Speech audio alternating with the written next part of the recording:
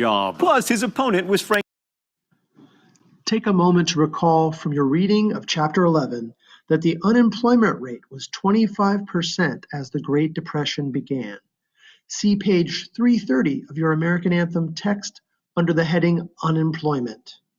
Franklin Delano Roosevelt, who was as close to a born politician as the United States has ever seen, except for kid president. The phrase New Deal came from FDR's campaign, and when he was running, FDR suggested that it was the government's responsibility to guarantee every man a right to make a comfortable living, but he didn't say how he meant to accomplish this. Like it wasn't going to come from government spending, since FDR was calling for a balanced budget and criticizing Hoover for spending so much. Maybe it would somehow magically happen if we made alcohol legal again, and one thing FDR did call for was an end to prohibition, which was a campaign promise he kept. After 3 years of the Great Depression, many Americans seriously needed a drink, and the government sought tax revenue, so no. What campaign promise related to beverage consumption did FDR keep?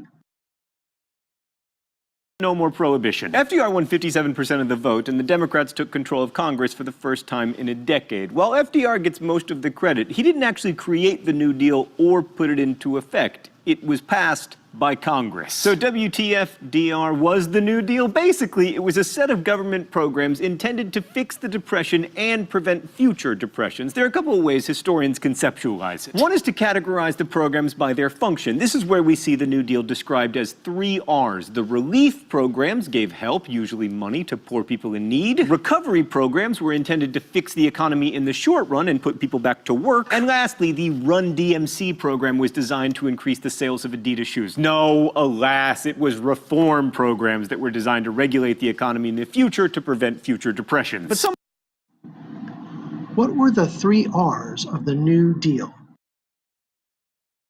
some of the programs, like Social Security, don't fit easily into one category, and there are some blurred lines between recovery and reform. Like, how do you categorize the bank holiday and the Emergency Banking Act of March 1933, for example? FDR's order to close the banks temporarily also created the FDIC, which ensures individual deposits against future banking disasters. By the way, we still have all that stuff, but was it recovery because it helped the short-term economy by making more stable banks, or was it reform because federal deposit insurance prevents bank runs? A second way to think about the New Deal is to divide it into phases, which historians, with their #1 naming creativity, call the first and second New Deals. This more chronological approach indicates that there has to be some kind of cause and effect thing going on, because otherwise, why would there be a second New Deal if the first one worked so perfectly? The first New Deal comprises Roosevelt's programs before 1935, many of which were passed in the first 100 days of his presidency. It turns out that when it comes to getting our notoriously gridlocked Congress to pass legislation, nothing motivates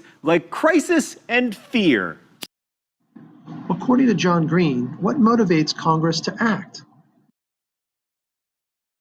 Stan, can I get the foreshadowing filter?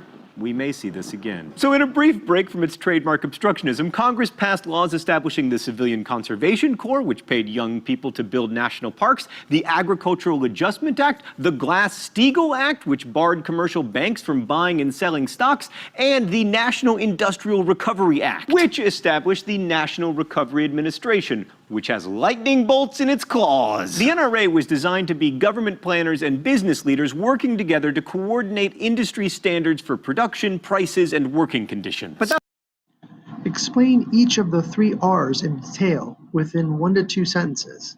See page 350 of your American Anthem textbook to review. that whole public-private cooperation idea wasn't much immediate help to many of the starving unemployed, so the 100 days